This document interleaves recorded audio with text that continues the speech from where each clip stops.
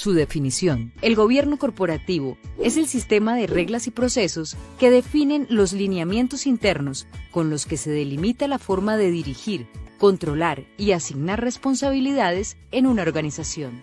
Porque lo que hace es determinar cuáles son esas responsabilidades dentro de la organización y a quién se le asignan.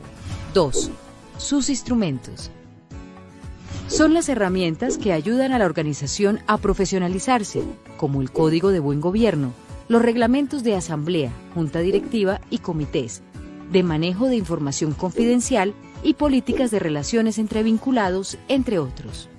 Entonces lo que nosotros servimos es como un puente, somos facilitadores de procesos, determinamos qué es lo que necesitas y a partir de eso implementamos. El gobierno corporativo no es un elemento empresarial sofisticado exclusivo de las grandes empresas. Hoy lo necesitan todo tipo de compañías y para implementarlo es muy importante contar con la asesoría de expertos. Y me encanta cómo termina este video donde nos dice es importante contar con las personas que saben de este tema. Y sin duda, hoy tendremos un mentor de lujo. Él es presidente de la Cámara de Industria de Guatemala y déjame presentártelo por medio de este video.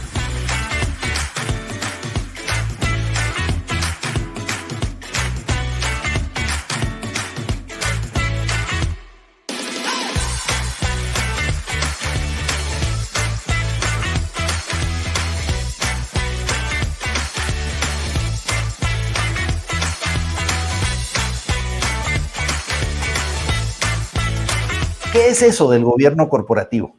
Pues yo creo que el video que pusiste lo explica bastante bien. Son, en síntesis, las reglas del juego de una empresa. Lo que es importante mencionar aquí es que son reglas que no son fijas, sino que van a ir cambiando con el tiempo. Y van a ir cambiando por cómo va cambiando la empresa, ¿verdad? En sus diferentes etapas de desarrollo, pues se necesitan diferentes normas. Y lo más importante, creo yo, es que el emprendedor, desde que inicia, tiene que tener esto en mente para que empiece a planificar cómo va eventualmente a ser su gobierno corporativo. Y me encanta que es uno cuando empieza un negocio, a veces le gana la emoción y no quieres tener esas conversaciones que son tan fundamentales. Yo recuerdo haberme juntado con mis socios, primero, a filosofar sobre la empresa, qué significaba lo que queríamos hacer y como tú decías, poner diversos escenarios. ¿Qué pasa si esto ocurre? ¿Qué pasa si nos va bien, si nos va mal, si quiere ingresar alguien de la familia? ¿Qué pasa si? Y eso fue interesante porque luego era plasmarlo como oficialmente, pero esas conversaciones y la riqueza creo que es fundamental para que las personas puedan empezar a definir esas reglas de juego. Pero pongámosle un contexto. Ajá. Sí, y lo difícil que te quería mencionar es que los emprendimientos por lo general empiezan con una buena idea y el emprendedor o los emprendedores que toman los retos de emprendimiento no son una persona multiusos, tienen 20,000 sombreros a los cuales el gobierno corporativo realmente no les aplica en el inicio. Pero eventualmente, conforme se van estableciendo todos los mecanismos, se va contratando personal, se va empezando a delegar las funciones que el emprendedor hace al principio, ahí es donde tiene que empezar ya a establecer ciertas reglas y empezar a ver cómo pueden ir trascendiendo estas reglas al futuro a generaciones que vienen después, ¿verdad? Y ahí es donde se pone compleja la historia, porque no todos los emprendedores están pensando en cómo voy a dejar el negocio en las futuras generaciones, sino que están pensando en el negocio. Entonces, sí necesitan hacer un alto en cierto momento y decir, ok, ¿cómo vamos a hacer que el negocio trascienda? Y esto se puede hacer de alguna manera con el apoyo de un gobierno corporativo sano. Y te iba a preguntar justo cómo surgía esto, porque vemos que también depende del país en donde estés. A veces hay más sofisticación en lo que se le pide a las empresas para establecer su gobierno corporativo. Otros países que es más sujeto a la interpretación y es mucho más laxo en lo que nos manda la ley.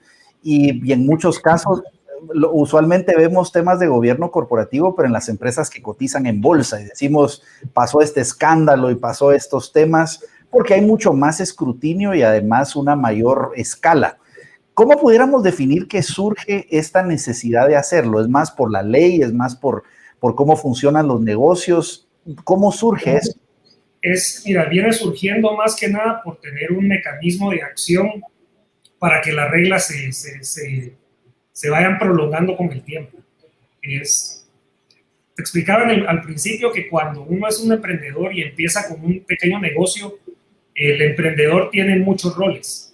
Es el que compra, es el que visita para hacer las ventas, es el financiero, es el contador, y es multiuso la persona. Entonces, no necesariamente está delegando ni está proyectando sus metas a otras personas tan fácilmente, porque no hay muchas personas a quien hacerlo. Pero conforme van creciendo y se van poniendo las diferentes fases de la empresa, se van contratando gerentes, se va empezando a delegar todas las acciones, ya se tiene que empezar a poner reglas de juego. Y esto se pone más complejo cuando existen los socios. Cuando es una persona es muchísimo más fácil, porque lo que el emprendedor dice es lo que va y es lo que normalmente se lleva a cabo. Pero cuando hay más socios o hay más generaciones ya, aquí es donde tenemos que tener una buena gobernanza, porque de lo contrario se empiezan a crear luchas de poder que si no se tiene bien establecido un gobierno corporativo nuevamente, es donde se empiezan a tener problemas. Lo que tú mencionabas de si es una empresa pública o una empresa privada, hay una clara diferencia. Mi experiencia, te digo, es específicamente en empresas privadas, pero sí sé que en las empresas públicas que se rigen a ciertos mercados internacionales, sí tienen que establecer ciertos parámetros para poder estar dentro de esas bolsas de valores. En las empresas privadas es más sencillo, porque son acuerdos entre personas. Entonces, es necesario poder estar de acuerdo desde un inicio para que en el futuro no empiecen malos entendidos o empiecen a haber problemas en las diferentes sociedades. Mira, ahora me encantaba un comentario que decía alguien de nuestra audiencia que hacía alusión a la meritocracia y decía en muchas empresas se tienen directores externos de Harvard, notables, y es una práctica muy común versus otras empresas que simplemente no tienen ese tema de meritocracia ni reglas claras, sino que se asume que si tengo el apellido del fundador o fundadora, automáticamente puedo pertenecer a la alta dirección de la empresa. ¿Cuáles serían tus recomendaciones para que en las empresas exista esta meritocracia? ¿Estarás de acuerdo conmigo que de lo más frustrante para cualquier colaborador es saber que en una empresa no puede crecer nunca porque no nació con cierto apellido?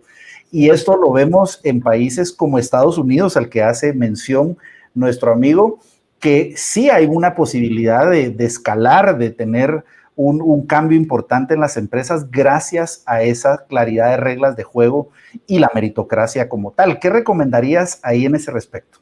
Pues mira, el plan de carrera, que es de lo que estás hablando tú, es algo que si no se tiene bien definido, sí puede desincentivar a los ejecutivos o al personal a los profesionales que se contraten. Mira, yo creo que hay que tener muy claro cuál es el rol de cada quien.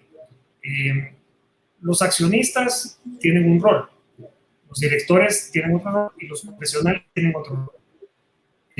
Si los profesionales, a veces puede existir dentro de los gobiernos corporativos de que los profesionales son familiares y no tiene nada malo en eso. A veces eso permite que las familias mantengan cierta confianza de que lo que está pasando adentro de sus empresas siga teniendo el corazón que tuvo o la esencia que tuvo la familia fundadora. Entonces, no tiene nada de malo en eso. Lo que sí es que un profesional de alto nivel le va a costar más aceptar un trabajo en una de estas empresas porque sabe que su competencia o eventualmente va a topar con la familia, que es la que administra de alguna manera la empresa. Y tiene que estar claro eso también. Yo creo que las empresas familiares, cuando contratan a profesionales que pueden venir de otras empresas públicas donde está cierta plan de carrera ya establecido y han subido desde los niveles más bajos hasta arriba, ellos tienen que ser claros con estos ejecutivos y decirles, miren señores, nuestra gobernanza o nuestro plan de gobierno, nuestro gobierno corporativo es así, es familiar y esto es lo que le podemos ofrecer. Entonces, ahí creo yo que es donde tenemos que tener con toda la transparencia del caso, con todas las personas, con los profesionales, en cuál es el rol de cada quien. Y no quiere decir que uno sea bueno y el otro no. Simple y sencillamente son diferentes. Y algunos tienen las normativas donde ningún familiar puede trabajar administrativamente. Lo cual también puede que sea un problema o puede que no sea un problema. Pero lo importante es que el gobierno que se establezca se respete. Porque si no se respeta el gobierno, de nada sirve. Me gusta hacer una pregunta final siempre que hacemos estos programas en donde hay tanto conocimiento impartido, y es la pregunta del tweet. Y es que tú nos cuentes, si pudieras resumir en un breve consejo, en una píldora de sabiduría, ¿cómo resumirías lo más importante que tú has aprendido de este concepto de gobierno corporativo? Háganlo. Me encanta. Háganlo. Es sumamente importante poder tener las reglas claras. Si uno quiere crecer, debe poder saber cómo hacerlo. Si no sabe cómo hacerlo, hay gente que lo puede ayudar a uno a hacerlo. Y yo te diría que las cosas cambian en el día a día. Van modificándose, hay influencias externas, influencias internas, y todo esto siempre hace que uno revisite estos gobiernos inclusive. Pero si no se tiene para iniciar, ya empieza uno con desventaja.